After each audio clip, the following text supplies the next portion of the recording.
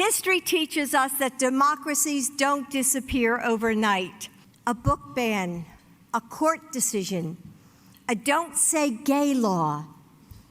Before World War II, I'm told, Berlin was the center of LGBTQ culture in Europe. One group of people loses their rights, and then another, and then another. Until one morning you wake up and you no longer live in a democracy. That's First Lady Jill Biden comparing states that prohibit sexually explicit books in elementary schools to Nazi Germany. And leave it to Axios to do the Democrats' bidding, signaling out Virginia as one of the top states in the nation for book bans.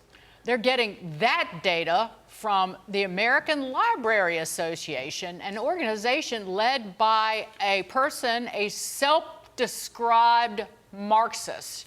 Joining us now for a reality check, Virginia's Lieutenant Governor Winsome Sears.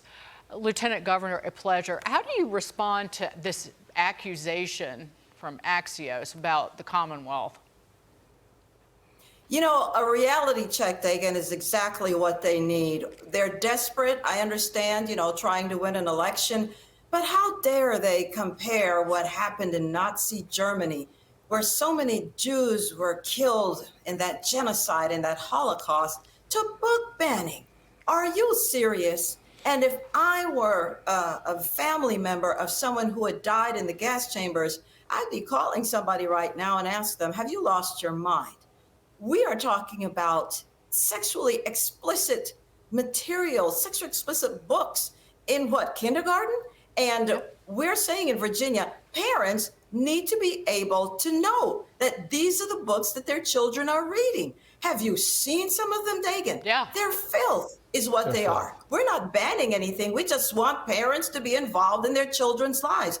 How could that be controversial? The point is she's lying to the American people. Yep. These quotes, these comments are lies because we don't let Penthouse or Hustler or Playboy in to let fourth or third graders read in school. We say, no, that's not appropriate. To your point, Lieutenant Governor, some of the smut, some of the sexual explicit writings of these books, they have no place probably in elementary school or middle school.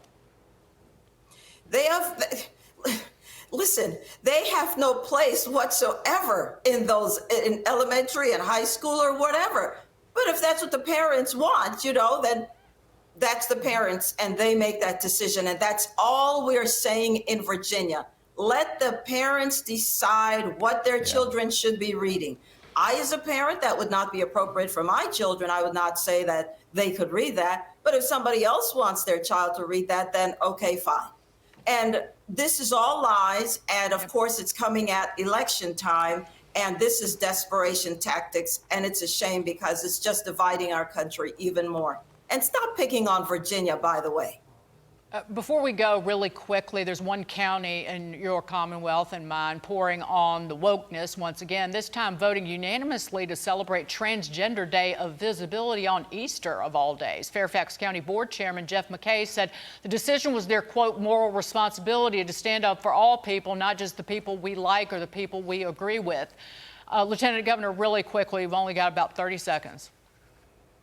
So Christians are asked to be tolerant of so much. Is anyone tolerant of us? Nope. And, I know that Jesus said that we're supposed to pray for those who persecute us and, turn the other cheek. Listen, Resurrection Day is the most holy day in the Christian faith.